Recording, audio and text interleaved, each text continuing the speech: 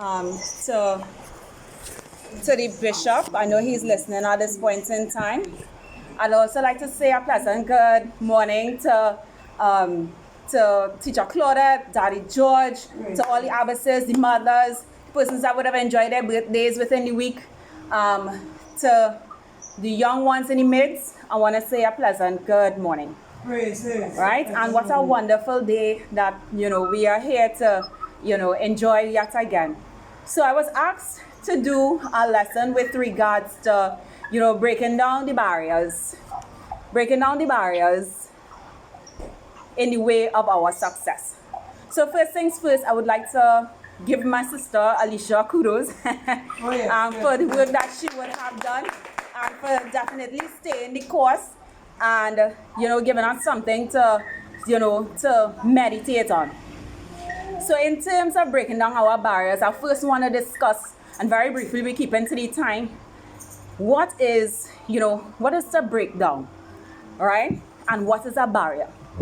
So in terms of breaking, it's actually so breaking is to separate or to cause something that is in front of us to break into pieces as a result of a blow, a strain, or some action, right? So it's an action word. So breaking causes, it depends on some measure of action.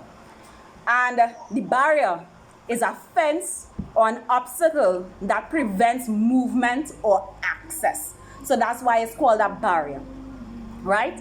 And in terms of success, it's an accomplishment or an aim for a purpose. So it's being able to accomplish a particular aim or a purpose, right? So what it is we're discussing today is that we want to separate or tear apart all the fences or all the obstacles that are causing us not to achieve our purpose.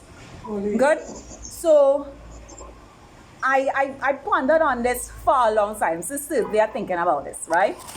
And as such, I came up with 7 things or 7 barriers in our lives that, stop us from achieving what it is we want to do, our purpose, our accomplishments. My God. One of the first things is being too comfortable. When I say being too comfortable, it means that we are where we are at, we have no desire or we are afraid to move forward. Oh yes, so true. And what happens in a time like that is that we become very complacent. Now, when we look, and the lesson would have looked at the people of Israel, right? And when it is they were going to cross the Jordan River. My God. Now, if you remember, this is not the first time that, this action was attempted. It was attempted 40 years before, but the people were different, right? At that point in time, remember, the people that would have attempted to cross would have been persons that, they were enslaved, their minds were enslaved, right? They were different caliber of person. They were definitely unprepared, right? And in terms of the comfort, they were comfortable in being less than. They were comfortable and never saw something greater for themselves. Even though the word of God, even though they would have prayed for it over and over again, even though they would have thirsted to be free, to live in a land, where God would have provided for them. It was something beyond their imagination. So they could not move forward because they were comfortable in their mediocrity, right? But this time, things were different, right? They had a different leader. They had different persons. They would have been in the wilderness. And, they could have also gotten comfortable in the wilderness. And as you would remember, some tribes did actually get comfortable where they were. And they said, you know what? This land is good. And they would have heard from their parents in terms of, the trials and the tribulations of they would have faced in Egypt. They would have heard the stories of going through the Red Sea. And then they'll say, you know what? Where I would have seen what I would have gotten at this stage, this is good. I am, I don't really want to move forward. And this is the thing about it, is that, is this how you are in your spiritual life in terms of you being too comfortable and not wanting to go any further? And when we say any further, it's like, is there more that you can do? Right? Is there something in your heart that you think that you should be doing? Because remember, God would have placed certain things in our hearts, right? But we are afraid either for real fears, right, that are surmountable because everything is possible with God, or is it unreal fears that have us captive? So I just want y'all to remember that, right? And with regards, sometimes I always leave a lesson for you guys. And for this lesson, in terms of being too comfortable, because nothing wrong with being comfortable, but being too comfortable, I would have identified Philippians 4, right, verse 12, which is the same lesson as being steady where you are, being comfortable, but also being hungry. But I just want to read. I just want to read it. Bear with me 1 minute. I did mark it. So Philippians 4 verse 12 would say to us, I know both to be abased, and I know how to abound. For everywhere in all things I am instructed both to be filled and to be hungry. Right? Both to abound and to suffer need. Right? So the thing about it is, yes, you will feel comfortable, but God also gives you a spirit of hunger for more, to do His word, to do His will, to want to work forward and do His will. Right? Moving forward, because I want to keep the time, right? In terms of obedience, right? Obedience, and Sister Alicia would have spoken a lot about that in terms of obedience. But it's important when it is we breaking down barriers that we are obedient. One of the key things that would have been shown in this lesson was obedience, right? Obedience from Joshua, obedience from the priests, in terms of them doing what it is they were directed to do. Now, one of the key things about crossing the Jordan River for those people in Israel, and particularly Joshua. Remember, Joshua would have taken over from Moses, right? Oh, yes. And the thing about it is that when Moses and the Israelites crossed the Red Sea, it was different. Truly. Moses would have stood up, when the Israelites were coming and their backs were against the wall, right? The Lord told him, stretch forth your arms. Let the persons enter, let them go forward. And as soon as he would have stretched forward his arms, right, the Red Sea would have parted. Right? So, and the thing about it is that Joshua was one of the people that were there. Joshua was a leader, and I think it was in the tribe of, was it Judah?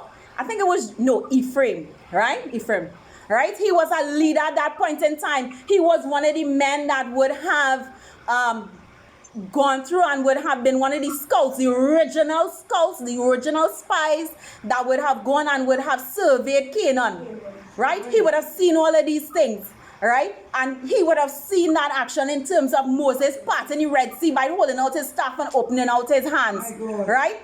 But the thing about it is that was Moses. This is Joshua, right? And one of the key things is that he needed to do a specific action that God would have given him to do, right? So you can't do what somebody else is given to do. You had to do what you need to do, right? Because it's a different time, a different person, and different actions have different consequences, and different actions, create different things in the persons that are receiving it or, watching it, right? So what he had was faithful obedience. Good? Faithful obedience. One of the other things that keep us captive is fear. True. Right? Great. And remember, we would have spoken a couple of weeks ago that fear, right, is the opposite of faith. And I want to read for you. I know faith was identified, and I will give you the lesson in terms of, I think it's Matthew 17:20, and then also Luke 17:6. Which speaks to faith as much as small as a mustard seed, and all the things that you can achieve. Faith, right? As persons of God, we need to have faith in God. He has showed us throughout that he has been a faithful and a consistent God, right? The track record is there. We have the proof. We would have seen it from generation to generations. We would have seen all the lessons. You understand? We're not saying that you wouldn't have concerns. We're not saying that you will not be afraid, right? But the thing about it is that you have to be able, even if you're afraid, stand up and do it with fear, right? I remember when Joshua would have taken over, well, yes, with faith, right? When Joshua would have taken over the leadership of the persons of Israel, the Lord, after the death of Moses, the Lord would have spoken to him, and he said, you know what, Joshua, I want you to have courage. Be strong. He told him repeatedly. When you look at the first chapters in Joshua, he would have said, listen, I need you to be strong. You need to stand against the fears of the devil. You need to be strong. You need to be able to, filter out all the things that come into you. You need to, with fear, sometimes, a lot of times, you make mistakes. Good? So moving forward is unforgiveness. Right? Now, that was not actually covered in the lesson, but that's one of the things that, hold us back. Unforgiveness is one of the major obstacles. Because you see, the thing about it is that unforgiveness is a cancer. And what happens with unforgiveness is that unforgiveness eats you. If you are an unforgiving person, it stays in your heart and in your mind, and it festers. You right? And you will not be able to do all the things that you're supposed to do. Unforgiveness steals your creativity. Unforgiveness steals your joy. Unforgiveness steals everything from you. Unforgiveness takes away your ability to see the glory of God. It is very real. So those things, you need to learn to forgive. One of the lessons I don't wanna go into it, is in Matthew, where when Jesus would have told his disciples that bear in mind that, dangers or, obstacles will come. He warned them, obstacles and offenses will come. But he also implored them, right? If your brother do you something, rebuke him. But if he is repentant, forgive him. And it tells us continue to forgive. And then, the disciples would have asked, how often should I forgive my brother? Right? 70 times 7. My God. Right? Throw your cast your unforgiving things into the sea of forgetfulness. Good? And as we move forward, one of the things that also keeps us back is the lack of empathy, the lack of clarity. Right? So why I say the lack of empathy and the lack of clarity, the lack of charity is that sometimes when things happen to us, and because life is tough, there's always going to be a dark day. There's going to be things that you don't like will happen to you, right? But a lot of the times persons get only blocked into thinking that, hey, this would have happened to me, they would have treated me this way, X, Y, and Z, and they cannot see their neighbor next door. They don't know, because they're so overwhelmed with their own troubles, they cannot see what is around them. Now, one thing about persons that, follow Christ is he speaks for charity, he speaks for empathy. And I want to give you one example, right? I want to give the example of this gentleman, Joel Osteen. I think he's Lakewood Church. Right? He's the pastor in Lakewood Church right now.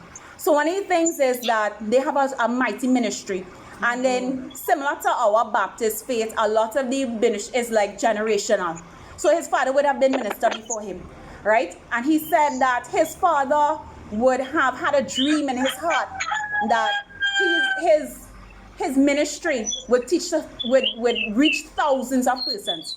And for 13 years, his ministry only reached 99. But yet still he was consistent, and he would have moved forward. Then he had a dream. When things started to come and work, he had a dream, you know what, let me build a bigger church. And they would have done a lot of things. And then for some reason or the other, they would have been raising funds, but not so much. And he said on a particular trip with his father that day, there was a church down the road, it was a Hispanic church. And one of the things that they would have, he realized that these people were consistently building this building. and they were almost to the end, and then they would have just stopped. So he inquired, because remember, that's not his church, but he inquired, he wants to know, right? Because they, even though we're not under the same roof, right, we are all children of God. So he inquired, what happened? How come you're building, at a standstill? And what happened is that they would have told him, we reached so far and we would have lost money. In terms of, we have no more funds to move forward. My God. So the next Sunday, he went to his church and he said, you know what, we have certain challenges, X, Y, and Z. But our neighbor next door would have gone yay far. And, they can't go any further because, they don't have the money. So he asked for an offering. And what would have happened is when he got that offering, he would have given it to the church. When the church would have received the offering, remember that's not from his church, right? When he would have received the offering, when they finished building the church, they would have said, thank you, Lakewood, which is Joel Alstein's father's church, right, and ministry. Good? One. And after that, he realized that all the challenges that were in their way, all the obstacles that were in their way, ceased. In terms of all the times that they had problems for money, they no longer had problems for money. They were able to build, right? They were able to help another church. He also was able to testify 30 years later, whereby a day he was down and he was going home, right? And this is testimony, eh? This is testimony and empathy and all those things in one. He was able to testify whereby he would have seen the same church that his father would have helped 30 years before.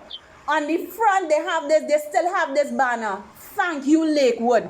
And at that point in time, it brought his spirit back. He remembered the suffering that his father would have gone through, and the perseverance and the strength in terms of going forward and achieving that journey. Good? So that in itself is success, because that in itself is testimony. Good? And the importance of empathy. So when things in your life are not going the way that you particularly want them to go, I want you guys to also stand firm. Remember your neighbor. And another case in terms of empathy, I just want to draw your mind to is Elijah and that woman with the oil and the flour. She didn't have, but God told him, listen, the brook dry up, go to this woman. And she was just had enough to make one bread for herself and her son, and they were going to die. My God. Right?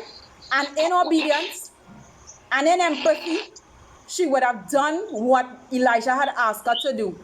And she was never without from that day. Right? I just want you all to remember that.